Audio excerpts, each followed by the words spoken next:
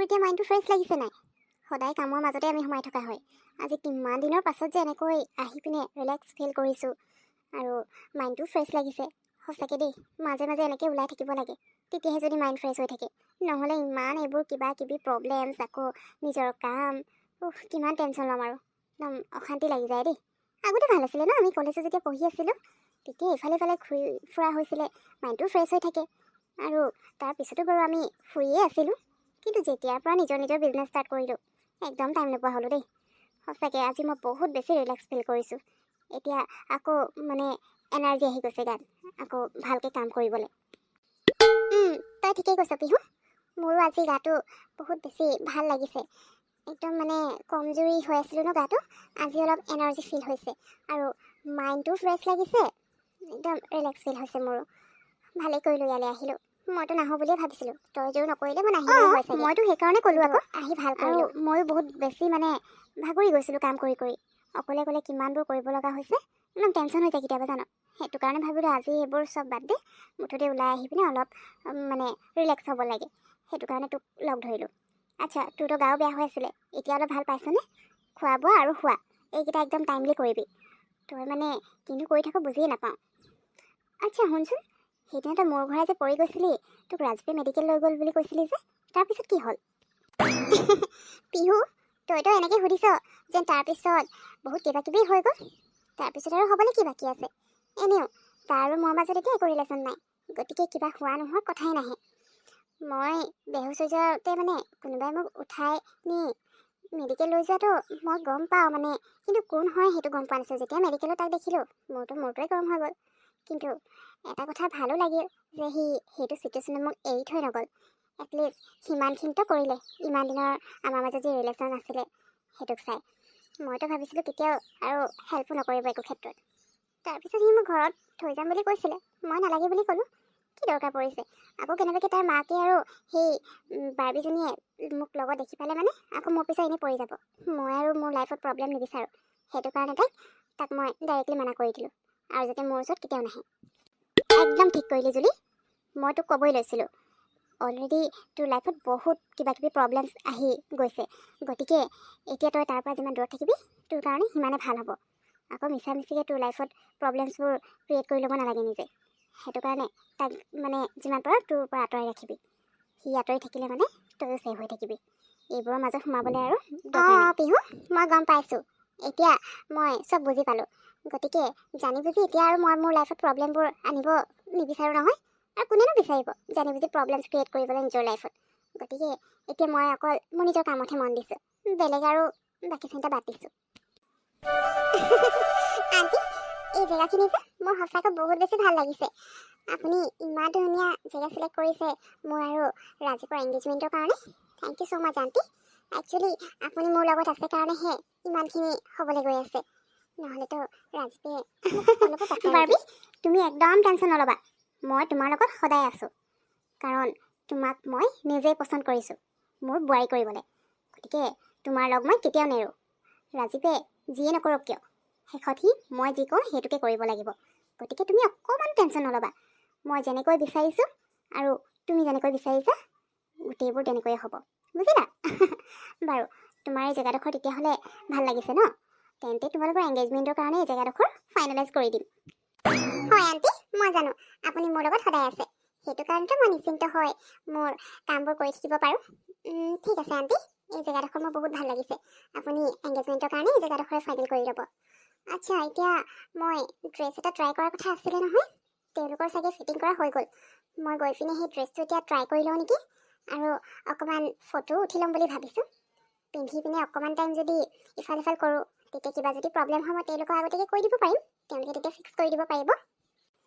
যোৱা বাৰ্বি, তুমি ড্ৰেছটো ট্ৰাই কৰি লোৱাগৈ আৰু অকণমান ইফালে সিফালে গৈ চাবা, যদি ক'ৰবাত টাইট বা লুজ নিচিনা লাগে তেওঁলোকক ভালকৈ বুজাই কৰি দিবা, তেওঁলোকে ফিক্স কৰি দিব। নহ'লে আকৌ এংগেজমেণ্টৰ দিনা যদি এইবোৰ প্ৰব্লেম হৈ যায় দেৰি হ'ব নহয়, গতিকে তুমি আজিয়ে গোটেইবোৰ ঠিক কৰি লোৱা। মই জাষ্ট তোমাৰ এই জেগাডোখৰ দেখুৱাই ল'বলৈ বুলি মাতিছিলোঁ, কাৰণ তোমাৰ পচন্দ মতেইতো হ'ব লাগিব যিহেতু তোমাৰ এংগেজমেণ্ট। এতিয়া যেতিয়া নেকি জেগাডোখৰ ফাইনেল হৈ গ'ল, তুমি গৈ পিনে ড্ৰেছটো ট্ৰাই কৰি লোৱা, বাকী এইফালে মই কি কৰিব লাগে এইখিনি ঠিক আছে আণ্টি, আপুনি এইখিনি কৰি লওক, মই গৈ পিনে ড্ৰেছ ট্ৰাই কৰোঁ। বিহু সেইফালে কি চাই আছে হয়? তাত যে ডেক'ৰেশ্যন কৰি আছে তই তাতে চাই থকা নাই জানো? ময়ো অৱশ্যে তালৈ মন কৰি আছোঁ। ডেক'ৰেশ্যনটো ইমান ধুনীয়া লাগিছে।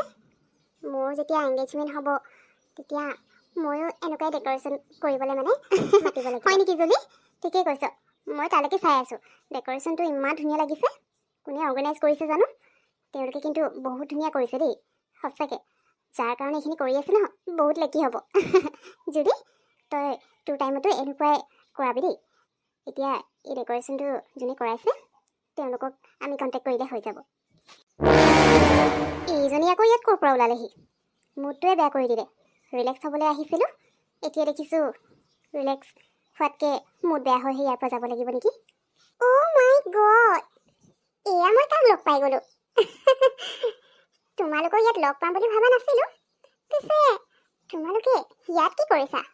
এইখন এখন 7 ষ্টাৰ হোটেল হয়, আৰু তোমালোকৰ নিচিনা মানুহো যদি এনেকৈ ইয়াত আহিবলৈ হয়, হোটেলৰ যি নাম আছে সেয়া দেখিছোঁ নাইকিয়া হৈ যাব।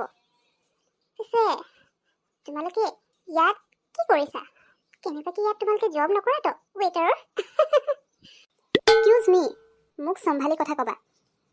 এইটো তোমাৰ দেউতাৰ প্ৰপাৰ্টি নহয় যে আমি ইয়াত আহিব নোৱাৰিম। নিজকে কি বুলি ভাবিছে? পিহু, ৰচোন। আচ্ছা বাৰ্বি, আমি ইয়াত কিয় আহিছোঁ, কি কৰোঁ নকৰোঁ সেইটো জানি তুমি কি কৰিবা? আমাৰ লাইফত তোমাৰ কেতিয়াৰ পৰা ইমান ইণ্টাৰেষ্টেড হ'ল? আচ্ছা সেইবোৰ বাদ দিয়া, তুমি ইয়াত এনেকৈ গাউন পিন্ধি কিয় ঘূৰি ফুৰিছা? কেনেবাকৈ ফটো শ্বুটৰ কাৰণে অহা নাইতো? মই আচ্ছা, মই ইয়াত কি কাৰণে আহিছোঁ তোমালোকক কৈ আছোঁ। তোমালোকে শুনি একেবাৰে হেপী হৈ যাবা। একচুৱেলি জুলি, ৰাজীৱ আৰু মোৰ 2-3 দিনৰ পিছত এংগেজমেণ্ট আছে। তাৰ কাৰণে কোনডোখৰ জেগাত এংগেজমেণ্ট পাৰ্টিটো ৰাখিলে বেছি ভাল হ'ব তাকেই বুলি ইয়ালৈ আহিছিলোঁ জেগা চাবলৈ আণ্টিৰ লগত। এতিয়া আমি এই 7 ষ্টাৰ হোটেলখনতে আমাৰ এংগেজমেণ্ট পাৰ্টিটো ৰাখিছোঁ। লগতে এই ড্ৰেছটো দেখিছা নহয়, মোৰ এংগেজমেণ্টৰ কাৰণে স্পেচিয়েলি ৰাজীৱে ডিজাইন কৰাইছে। তাকেই মই ফিটিং হৈছে নাই অলপ ট্ৰাই কৰি এইফালে ঘূৰি আহিছিলোঁ, তেতিয়া তোমালোকক দেখা পালোঁ। পিছে গাউনটো মোক কেনেকুৱা লাগিছে? একচুৱেলি তোমালোকেনো কি জানিবা, এইটোতো স্পেচিয়েলি মোৰ কাৰণে ডিজাইন কৰাইছে। ইয়াৰ প্ৰাইচটোৱে বহুত, তোমালোকে শুনিলে বেহুচে হৈ যাবা। কি? ৰাজীৱৰ লগত তোমাৰ এংগেজমেণ্ট 2 দিনৰ পিছত আছে? অহ জুলি, তই যে বিশ্বাস কৰিছোঁ আৰু মিছ বাৰ্বি, তুমি কি ক'লা? তোমাৰ এই গাউনটোৰ প্ৰাইচটো শুনিলে আমি বেহুচ হৈ যাম। ঠিকেই কৈছা। এই পৃথিৱীখনততো চবচে বেছি ধনী তুমিয়েই হয়। তোমাৰ ওচৰতে চবতকৈ বেছি টকা আছে। আমাৰ ওচৰতো একোৱেই নাই, আমিতো ভিখাৰী। গতিকে প্ৰাইচ শুনিলে নিশ্চয় বেহুচ হৈ যাম। কিন্তু তোমাৰ এই ড্ৰেছটো দেখি আৰু এই লুকটো দেখি মোৰ কমেণ্ট এটা কৰিবলৈ বহুত বেছি মন গৈ আছে। গতিকে কৈয়ে দিওঁ, একচুৱেলি এই গাউনটো তোমাক কেনেকুৱা লাগিছে সুধিছা নহয়? এই গাউনটো তোমাক প্ৰিন্সেছ লাগিছে বুলি ভাবিছা নি? তেনেকুৱা একদম নহয়। এই ড্ৰেছটোত তোমাক দেখাততো একেবাৰে বাৰ্বি ডলজনীৰ নিচিনা লাগিছে। সেই বাৰ্বি ডলজনী যাৰ চুলি yellow' colour, gown pink colour, একেবাৰে সেই বাৰ্বিজনীয়ে পেকেটৰ পৰা ওলাই আহি ইয়াত থিয় হোৱা দৰে লাগিছে। এই ড্ৰেছটো যদি তোমাক মানুহে এংগেজমেণ্টৰ দিনা দেখে, অবভিয়াছলি তোমাৰ তাৰিফ নকৰাকৈ থাকিবই নোৱাৰিব। কি ক'লা? তোমাৰ অলপ বেছি হৈ গৈছে। একচুৱেলি মই তোমালোকৰ কথাত ইমান মন নিদিয়ে ভাল হ'ব। তোমালোকে কি জানিবা ডিজাইনাৰ গাউনৰ কথা, আৰু স্পেচিয়েলি মোৰ কাৰণে বনাইছে। ইয়াৰ প্ৰাইচটোৱে লাখৰ ওপৰত। তোমালোকে আৰু ইমান দামী ড্ৰেছ কেতিয়াবা পিন্ধি পাইছে জানো? গতিকে ইয়াৰ বিষয়ে তোমালোকে কি জানিবা? আৰু মোৰ হেয়াৰ ষ্টাইল, হেয়াৰ কালাৰ এইবোৰৰ বিষয়েও তোমালোকে বিশেষ একো নাজানা। তোমালোকতো একেবাৰে চিম্পল ছোৱালী, এইবোৰ জানি কৰিবানো কি? গতিকে হ'ব দিয়া, তোমালোকৰ কমেণ্ট তোমালোকৰ ওচৰতে ৰাখা। কথা ক'বলৈ আহিছে।